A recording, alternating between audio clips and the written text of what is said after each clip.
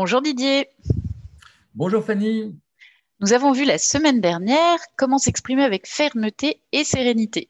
Aujourd'hui, pour conclure notre cycle de conférences sur la gestion des réactions émotionnelles, vous nous expliquez qu'il faut commencer par petits pas, c'est-à-dire, Oui, bien entendu, l'une des questions fondamentales, c'est comment mettre en œuvre ces différentes techniques, outils, principes au quotidien.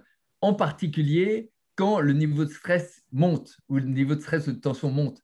Parce que, bien entendu, il est beaucoup plus facile d'en parler comme je l'ai fait au cours des dernières semaines que de le mettre en œuvre. Et le moyen le plus efficace d'y parvenir, c'est comme dans n'importe quelle activité sportive ou artistique, de commencer à faire des premiers petits pas et d'enclencher ce que j'appelle des spirales positives.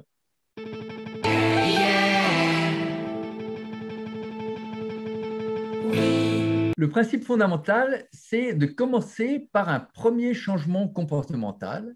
Ce premier changement comportemental va enclencher une amélioration des résultats, qui va enclencher une réduction du stress et une amélioration de la satisfaction, qui va enclencher à ce moment-là un deuxième essai, un deuxième changement comportemental, qui va provoquer à nouveau une amélioration des résultats, qui va provoquer à nouveau une amélioration de la satisfaction et du bien-être. Et donc, c'est en enclenchant ces spirales positives que ça va nous donner envie de nous améliorer de plus en plus et d'avoir envie de continuer.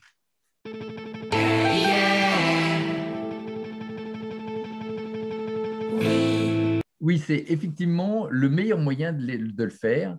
Donc, comme on a vu la dernière fois, ce qui est important, c'est de commencer par faire une première demande forte et ensuite de faire une demande adaptée que les gens puissent mettre en œuvre. Et donc là, l'idée, c'est exactement comme pour nous, d'arriver à faire en sorte qu'ils aient un premier changement comportemental qui génère une première amélioration des résultats, qui génère donc une réduction du stress, une amélioration de la satisfaction, qui génère un deuxième comportemental, un deuxième changement comportemental et donc une amélioration des résultats, etc. Donc l'idée, c'est effectivement de faire en sorte que eux également rentrent dans cette spirale positive qui leur donne envie de continuer à progresser.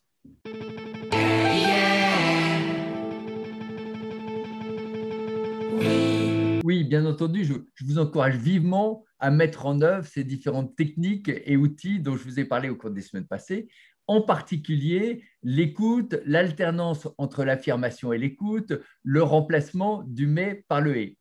Et toutes ces techniques, c'est vraiment le meilleur moyen de réduire le stress et d'améliorer la satisfaction que nous pouvons avoir dans nos relations avec les autres. Et donc d'améliorer de façon significative la qualité de nos relations avec notre environnement professionnel et avec nos proches. Donc je vous encourage vraiment à les mettre en œuvre et je vous souhaite beaucoup de réussite dans cette mise en œuvre. merci beaucoup Didier pour tous vos précieux conseils. À bientôt. À bientôt.